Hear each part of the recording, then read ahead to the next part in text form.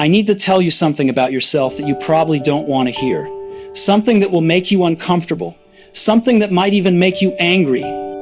But something you absolutely need to understand if you want to stop wasting your life. You're playing small, right now, today, in ways you don't even recognize. You're hiding your potential, shrinking your ambitions, limiting your contributions, making yourself smaller than you actually are, and you're doing it on purpose. Not consciously. You're not thinking, today I'm going to hide my potential and play small, but you're doing it anyway, every day, in dozens of small ways that add up to a life significantly smaller than the one you're capable of living. Right now, you probably think you're being realistic, practical, humble, responsible. You think you're setting appropriate goals based on your actual capabilities. You think you're being sensible by not reaching too high. You think you're avoiding arrogance by keeping your ambitions modest. But you're not being realistic. You're being self-protective. You're not being practical. You're being scared. You're not being humble. You're hiding. And you're not being responsible. You're avoiding responsibility for what you could actually accomplish if you stopped playing small. Think about what you're capable of achieving, not what you think you're capable of, what you're actually capable of. If you had no fear, if you weren't worried about what others think, if you weren't protecting yourself from failure or judgment, if you stopped making yourself small and showed up fully, what could you actually accomplish? The answer is significantly more than you're accomplishing now, significantly more than you've let yourself imagine, significantly more than you've given yourself permission to want. But you've made yourself smaller. You've hidden that potential. You've built a comfortable, manageable, small life that requires less from you, that exposes you to less risk. That invites less criticism, that demands less courage. And that small life is killing your potential day by day. Every day you play small is a day you're not developing capabilities you have, not contributing value you could create, not pursuing goals you could achieve, not becoming who you could become. You're living at maybe 30% of your actual capacity, maybe less. And you've convinced yourself that 30% is 100%, that your current level of contribution is your maximum, that your current ambitions are appropriately sized, that your current life is as big as your life should be. But it's not. You're capable of so much more. You know it. Deep down, underneath all your rationalizations and self-protection, you know you're playing small. You know you're hiding. You know you could do more, be more, contribute more, achieve more. And you know that living small, while capable of living large, is the worst form of waste. It's not that you're failing, you're succeeding at playing small. And succeeding at the wrong game is worse than failing at the right one.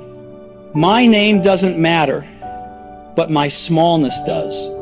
Because I spent 39 years playing small, hiding my potential, limiting my ambitions, making myself comfortable and safe, and significantly smaller than I was capable of being. Until I realized playing small wasn't protecting me. It was destroying me. It wasn't keeping me safe. It was guaranteeing I'd never discover what I was actually capable of.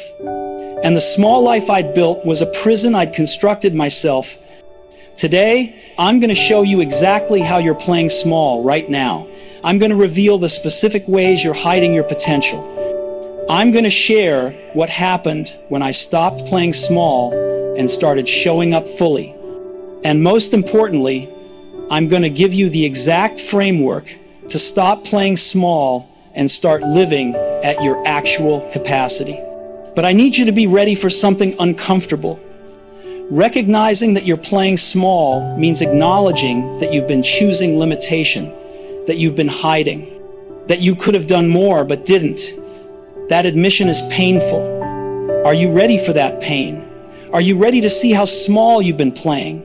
Are you ready to stop hiding? Then let's begin. Because you're capable of so much more than you're doing. And playing small isn't serving anyone, not you, not the people who need your contributions, not the world. It's time to stop playing small. Let me take you to the moment I realized I was playing small. I was 39 years old, sitting in a meeting at work, watching a colleague present an idea I'd had 6 months earlier but never shared. The idea was good. Everyone thought so. My colleague got recognition, approval, and was asked to lead the implementation. The idea I'd never mentioned because sharing it felt too risky, too exposing, too much like putting myself forward. And I sat there thinking, I had that idea, why didn't I share it? And the answer was immediate and devastating, because sharing it would have made me visible, would have invited judgment, would have required me to lead something significant, would have demanded I show up bigger than I was comfortable showing up. So I'd kept the idea to myself, played small, stayed safe, and now someone else was getting credit for my idea while I sat silently regretting my smallness. That moment made me see a pattern I'd been following for 39 years. Every single major opportunity in my life, I'd made myself smaller than necessary. I'd hidden, I'd held back, I'd played small. And I'd convinced myself I was being humble or realistic when I was actually just being scared. Let me show you the specific ways I was playing small, because I guarantee you're playing small in many of the same ways right now. Playing small pattern 1. Hiding my ideas and insights. I had ideas all the time, good ideas. Ideas that could improve projects, solve problems, create value. But I rarely shared them. I'd think of something in meetings and then stay silent. I'd see a better way to do something and not mention it. I'd have insights and keep them to myself. I told myself this was humility. I don't want to seem like a know-it-all. I don't want to dominate conversations. I don't want to make others feel bad. But it wasn't humility. It was hiding. I was afraid my ideas would be criticized, afraid they'd be wrong, afraid sharing them would make me responsible for implementing them, afraid of the visibility that comes with contributing. So I hid my ideas and called it humility. Playing small pattern 2. Setting goals below my capacity. When setting goals at work or in life, I'd set goals I was confident I could achieve. Safe goals. Goals that required me to perform at my current level, not stretch beyond it. Goals that guaranteed success by demanding little. I told myself this was being realistic. I'm setting achievable goals. I'm not overreaching. I'm being responsible about what I commit to. But it wasn't realistic. It was self-limiting.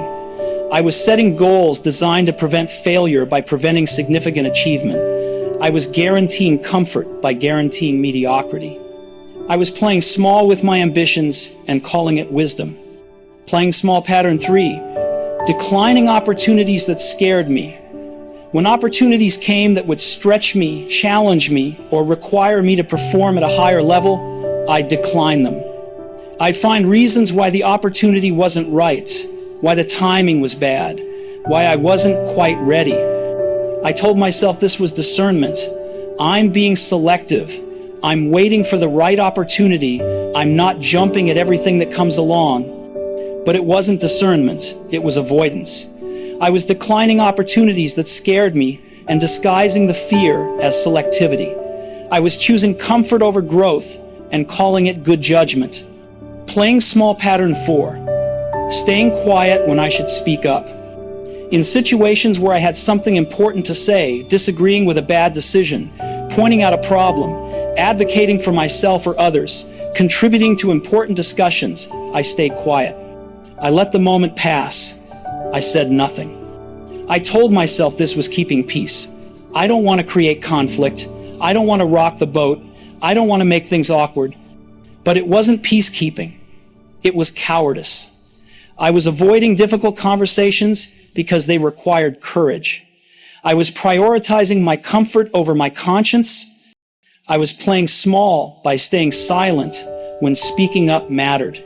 Playing small pattern 5, minimizing my accomplishments. When I did accomplish something significant, I'd minimize it. If someone praised my work, I'd deflect. If someone asked about my achievements, I'd downplay them. If someone suggested I'd done something impressive, I'd list reasons it wasn't that impressive. I told myself this was modesty. I don't want to brag. I don't want to seem arrogant. I don't want to make others feel bad. But it wasn't modesty. It was self-erasure. I was making myself smaller than I was. I was hiding my capabilities. I was training people to underestimate me. I was playing small with my own accomplishments and calling it humility. Playing small pattern 6, choosing safety over impact. When making career or life decisions, I consistently chose the safer option over the option with more potential impact. The established company over the startup, the predictable role over the challenging one, the comfortable path over the meaningful one. I told myself this was responsibility. I'm making smart decisions. I'm being financially responsible. I'm choosing wisely. But it wasn't responsibility. It was risk avoidance. I was choosing safety over significance. I was prioritizing comfort over contribution. I was playing small with my career and calling it prudence.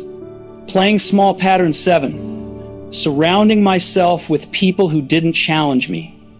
My friendships, relationships, and professional connections were with people who made me feel comfortable. People who didn't push me. People who didn't challenge my smallness. People who accepted my playing small and never called me on it. I told myself this was having supportive relationships. I surround myself with positive people. I avoid toxic people who make me feel bad. But it wasn't supportive. It was comfortable. I was avoiding people who would call me to be bigger. I was choosing relationships that let me stay small. I was surrounding myself with enablers of my smallness and calling them supportive. Playing small pattern 8, telling myself I had limitations I didn't have. I had convinced myself of limitations that weren't real. I'm not good at public speaking. I'm not a leader. I'm not creative. I'm not technical. I'm just not that kind of person. I told myself this was self-awareness. I know my limitations. I'm being honest about what I'm not good at. I'm playing to my strengths. But it wasn't self-awareness. It was self-limitation. I was deciding what I couldn't do without ever really trying. I was creating boundaries that felt like facts, but were just fears. I was playing small by deciding I was small and calling it honesty. These 8 patterns had controlled my entire adult life, and they created a life that was comfortable, manageable, and significantly smaller than I was capable of living. At work, I was competent but invisible. I did my job well, but never stood out. I had ideas, but never led. I had potential, but never used it. I played small and stayed safe. In relationships, I was pleasant but not fully present. I shared surface things but not deep things. I was easy to be around but not memorable. I played small and avoided vulnerability. In life, I was comfortable but unfulfilled. I had routine but no adventure. I had stability but no growth. I had safety but no significance. I played small and called it success. Sitting in that meeting, watching someone else present my idea, I saw all of this clearly for the first time, and I was furious. Not at my colleague, at myself.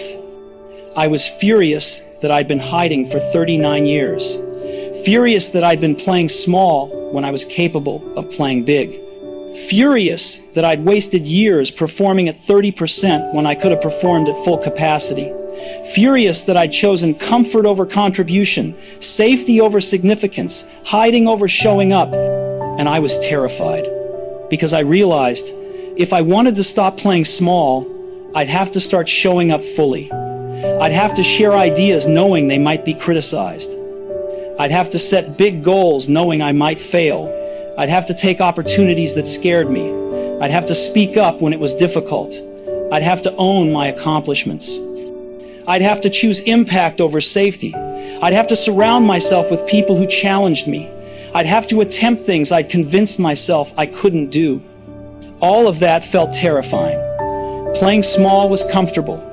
Playing big meant vulnerability, risk, criticism, failure, judgment, everything I'd been avoiding for 39 years. But playing small was also killing me. Slowly, quietly, day by day, and I couldn't do it anymore. That meeting was my moment of decision. Keep playing small and live the rest of my life at 30% capacity.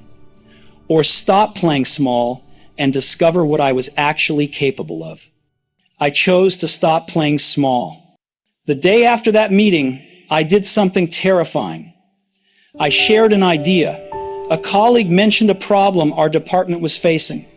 And instead of keeping my thoughts to myself as I normally would, I spoke up. I have an idea about that. Would you like to hear it? Those 11 words felt like jumping off a cliff. My heart was racing. My voice was shaking slightly. Every instinct was screaming at me to stay quiet, stay safe, stay small. But I shared the idea. I explained how I thought we could solve the problem. I outlined specific steps. I made myself visible. And you know what happened? Nothing terrible. My colleague said, "That's a good idea. Why don't you write up a proposal? No criticism, no judgment, no disaster. Just an opportunity to contribute more." I wrote the proposal. I presented it to leadership. They approved it. I was asked to lead the implementation, and that project became the most fulfilling work I'd done in years. All because I stopped playing small for 11 words. That experience showed me the pattern. Playing small felt safe, but led to stagnation. Playing big felt scary, but led to growth. And the scary feelings didn't kill me. They just preceded opportunities. So I started deliberately doing things that made me play bigger. Playing big one. I started sharing all my ideas. Every idea I had that could add value, I shared. In meetings, I stopped staying silent. When I saw problems, I proposed solutions. When I had insights, I contributed them. I made myself visible through my ideas. This was terrifying at first. Every time I shared an idea, I felt exposed, vulnerable. What if the idea was stupid? What if people judged me? What if I was wrong? But here's what happened. Most ideas were received well. Some were implemented. A few were criticized, which was uncomfortable but survivable. And overall, my contributions made me more valuable and respected than my previous invisibility ever had. Playing big too, I set goals that scared me. Instead of setting safe, achievable goals, I started setting goals that required me to stretch. Goals where success wasn't guaranteed. Goals that would demand I perform beyond my current level. For my annual review, I proposed 3 stretch goals instead of safe ones. My manager was surprised. "These are ambitious. Are you sure you can achieve them?" "No, but I'm sure I can grow significantly trying to achieve them." I achieved 2 of the 3. But attempting all 3 forced me to develop capabilities I never would have developed aiming for safe goals. The growth from attempting big goals was more valuable than the comfort of achieving small ones. Playing big 3, I said yes to scary opportunities. When opportunities came that stretched me beyond my comfort zone, I started saying yes instead of finding reasons to decline. I was offered the chance to present at an industry conference. Old me would have declined. "I'm not experienced enough. I'm not a good public speaker. Someone else would be better." New me said yes. I was terrified. I prepared extensively. I practiced the presentation 40 times, and I delivered it. It wasn't perfect, but it was good enough. And that opportunity led to visibility in my industry that would never have come from playing small. Playing big 4, I started speaking up when it mattered. In situations where I had something important to say, I stopped staying silent. When I disagreed with decisions, I voiced my disagreement. When I saw problems, I pointed them out. When I needed to advocate for myself or others, I did. I disagreed with a senior leader's decision in a meeting. The old me would have stayed quiet. The new me spoke up. I respectfully disagree with this approach. Here's why. And here's an alternative. The room got quiet, uncomfortable. The senior leader looked annoyed, but then she said, "You make valid points. Let's discuss both approaches." Speaking up was uncomfortable, but staying silent while watching bad decisions happen was worse. Playing Big Five, I owned my accomplishments. When people praised my work, I stopped deflecting. When people asked about my achievements, I stopped minimizing them. I learned to say thank you. I worked hard on that, instead of, oh, it was nothing. This felt arrogant at first, but it wasn't arrogant, it was honest. I had accomplished things worth acknowledging. Minimizing them wasn't humble, it was dishonest and self-limiting. Playing Big Six, I chose impact over safety. When facing career decisions, I started choosing based on potential impact instead of comfort. I left my comfortable corporate position to join a startup doing more meaningful work. The pay was less, the security was less, the impact was more. This decision terrified everyone around me. Why would you leave a stable job for a risky startup? Because I was done choosing safety over significance. Because playing it safe had led to comfortable stagnation. Because I wanted to contribute something that mattered more than I wanted to stay comfortable. Playing Big Seven, I sought out people who challenged me. I deliberately developed relationships with people who pushed me, people who called me on my smallness, people who saw my potential and wouldn't let me hide it, people who made me uncomfortable by expecting more from me. I connected with a mentor who was brutally honest.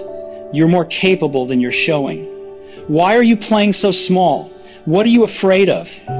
Those conversations were uncomfortable, but they were necessary. I needed people who wouldn't accept my playing small. Playing Big Eight, I started attempting things I decided I couldn't do. I challenged every I can't belief I had. I'm not good at public speaking became, I'll get good at public speaking through practice. I'm not a leader became, I'll develop leadership skills.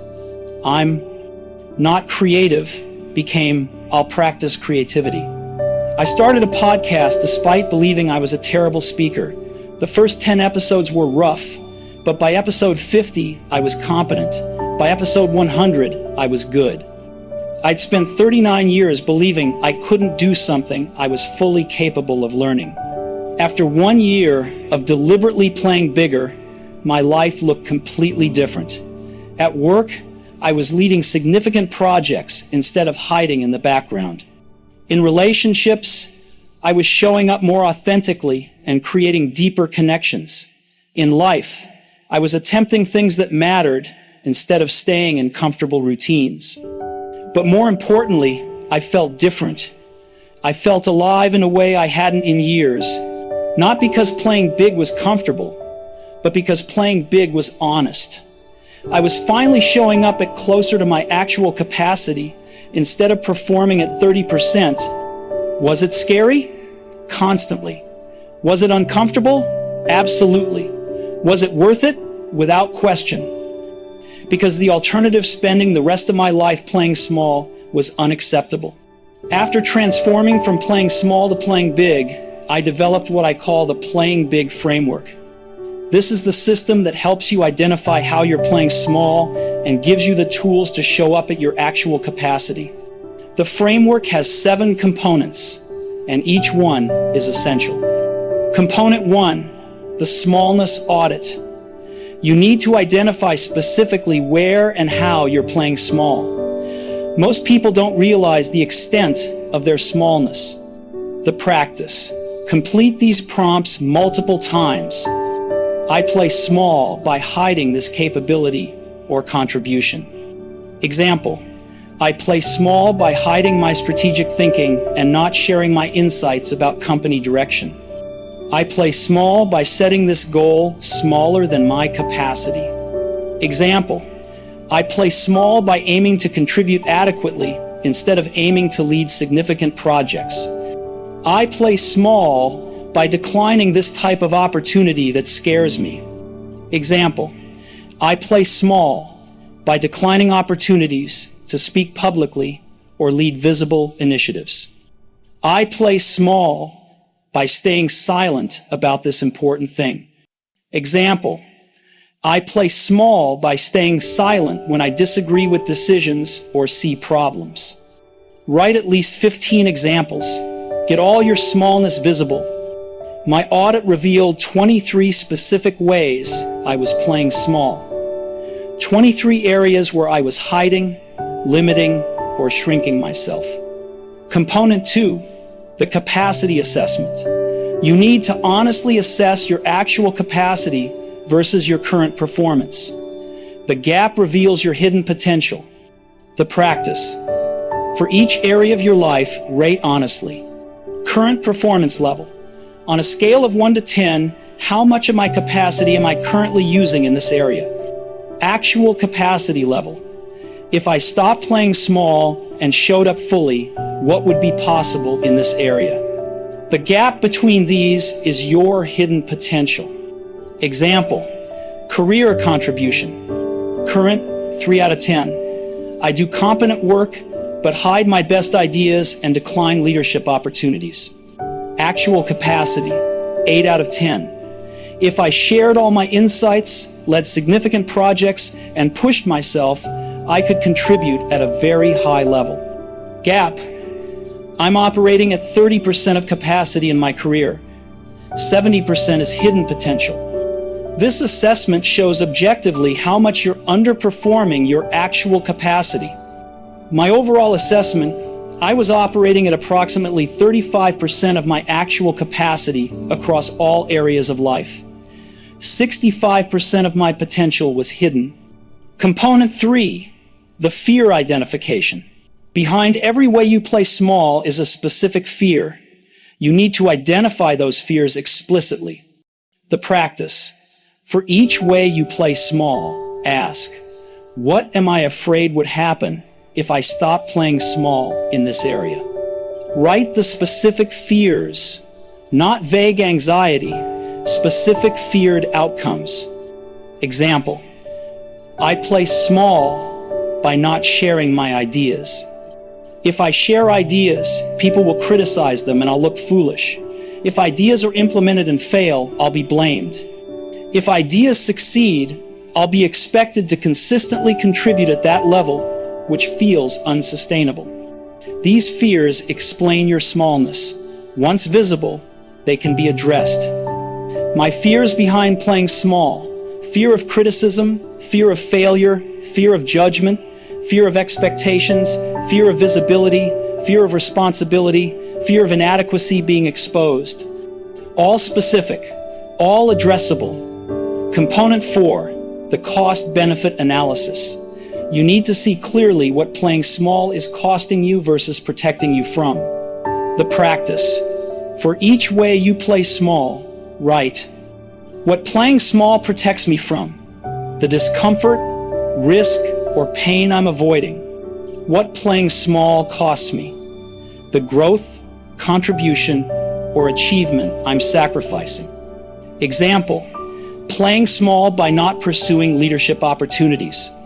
Protects me from risk of failing as a leader, responsibility for others, visibility and scrutiny, high expectations.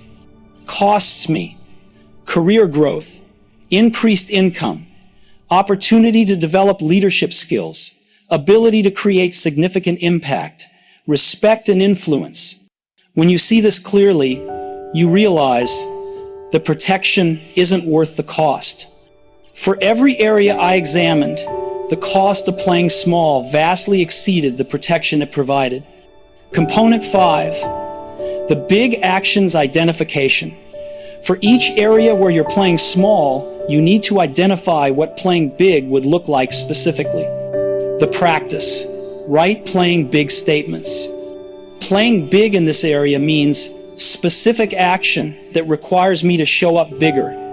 Example, Playing big in my career means sharing every strategic insight I have, volunteering to lead the most challenging projects, and applying for the director position I've been avoiding. Example, playing big in my relationships means being vulnerable about my actual thoughts and feelings, instead of staying surface level. These statements give you concrete alternatives to playing small. Component 6, the graduated exposure practice. You can't go from playing small to playing big overnight. You need graduated practice. The practice. For each area where you want to play bigger, create a graduated exposure plan. Small step. Something slightly bigger than current behavior. Medium step. Something moderately challenging. Large step. Something significantly scary. Example, playing big by sharing ideas. Small step, share one idea in every meeting this week. Medium step, volunteer to present one of my ideas to leadership next month. Large step, propose a major strategic initiative and volunteer to lead it within 3 months. Take the small step immediately. When that feels manageable, take the medium step, then the large step. This graduated approach builds capacity without overwhelming you. Component 7, the accountability creation. Playing big requires accountability. You need people who won't let you retreat to playing small. The practice. Tell 3 people about your commitment to stop playing small. Give them permission to call you on smallness. I've been playing small in these specific ways. I'm committing to playing bigger. I need you to call me out when you see me playing small. Don't let me hide. This external accountability prevents you from slipping back to comfortable smallness. I told 3 people about my commitment. They held me accountable. When they saw me deflecting praise, staying silent, or hiding, they called me on it. That accountability was crucial.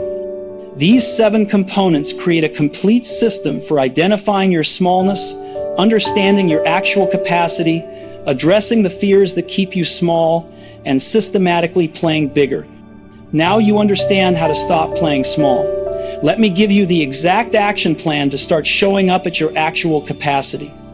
Action 1, complete your smallness audit this week.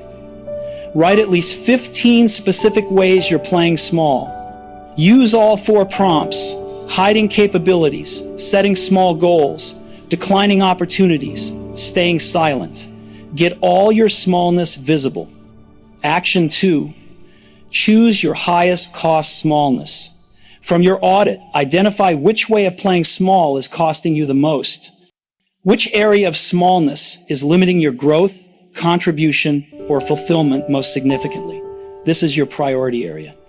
Action 3, complete your capacity assessment for that area.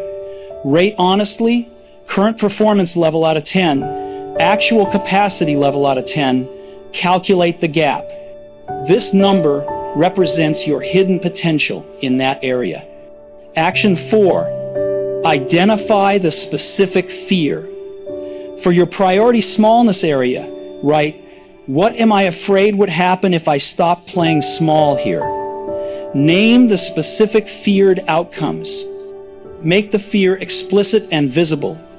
Action 5, complete the cost-benefit analysis. Write what playing small protects you from and what it costs you. See clearly whether the protection is worth the cost. Almost always, it isn't. Action 6, write your playing big statement. Complete this. Playing big in this area means specific actions. Make it concrete. What does showing up bigger actually look like? Action 7, create your graduated exposure plan. Identify small, medium, and large steps for playing bigger in your priority area. Schedule the small step for this week. Don't wait. Take it within 7 days. Action 8, take your first small step toward playing bigger. Do the thing that makes you slightly bigger than you've been. Share one idea. Set one ambitious goal. Say yes to one opportunity. Speak up once. Own one accomplishment. Just one small step bigger. Do it this week. Action 9. Create accountability.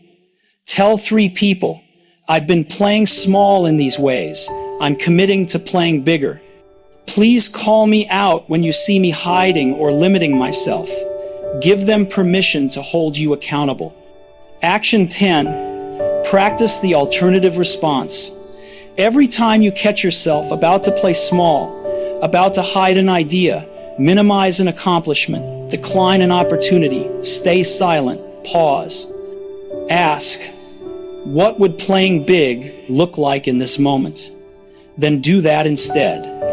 Action 11. Challenge 1. I can't belief.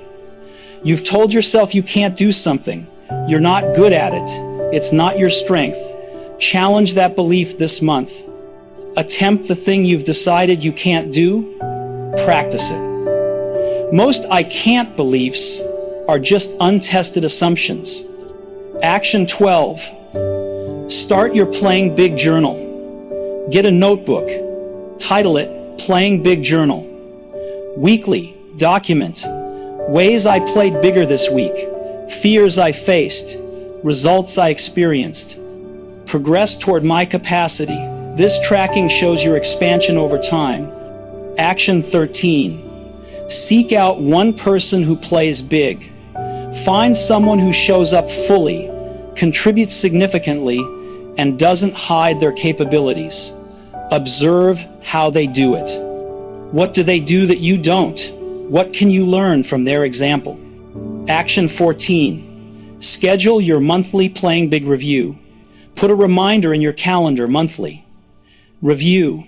How am I still playing small? What new ways have I played bigger? What's my current performance level? What's my next step toward full capacity? This prevents backsliding into comfortable smallness. Action 15. Commit to playing big. Write, I commit to stopping playing small and showing up at my actual capacity.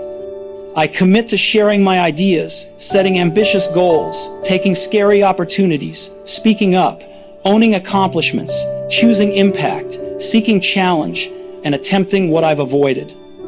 I commit to discovering what I'm actually capable of instead of staying safely small. I will not waste my potential by hiding it.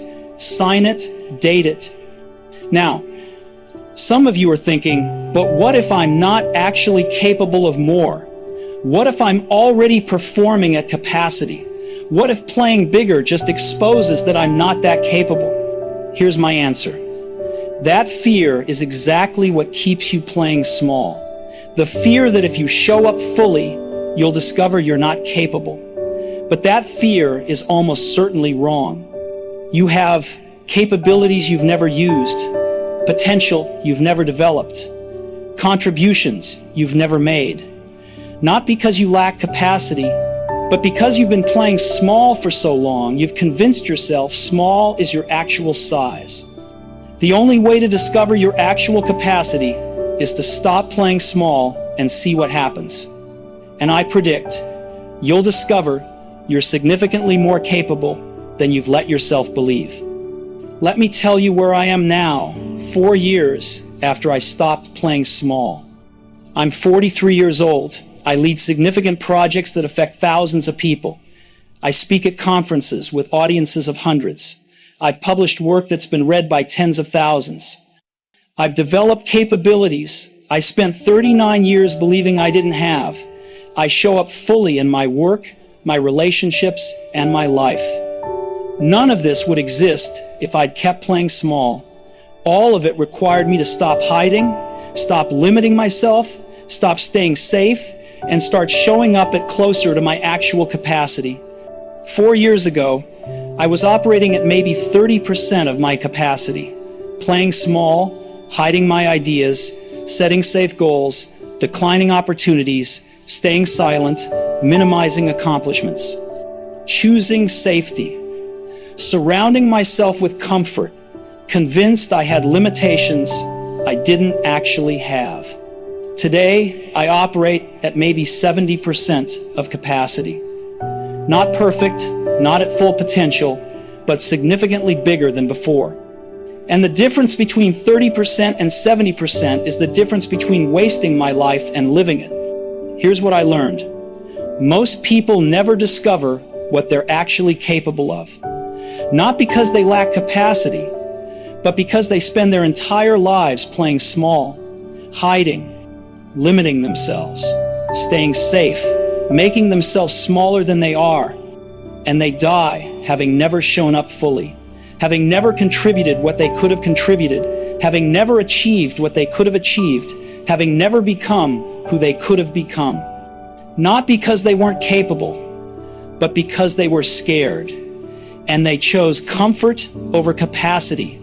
4 years ago, I was one of those people, playing small, living at 30%, comfortable and unfulfilled, safe and small. Today, I'm playing bigger, living at 70%, uncomfortable and fulfilled, vulnerable and large. The transformation didn't require me to develop new capabilities. I had the capabilities. It required me to stop hiding the capabilities I already had. Right now, you're playing small.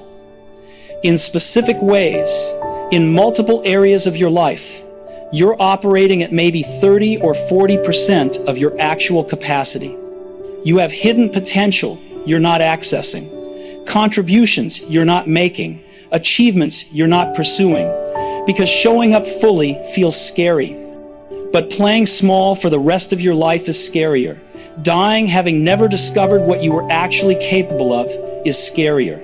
Reaching the end of your life and realizing you spent the whole thing hiding is the worst outcome possible. You don't have to keep playing small.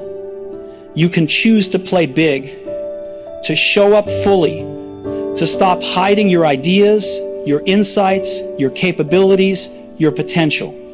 You can choose to share instead of hide, to attempt instead of avoid, to speak instead of stay silent, to own instead of minimize, to choose impact instead of safety, to seek challenge instead of comfort, to discover what you're actually capable of instead of staying safely small.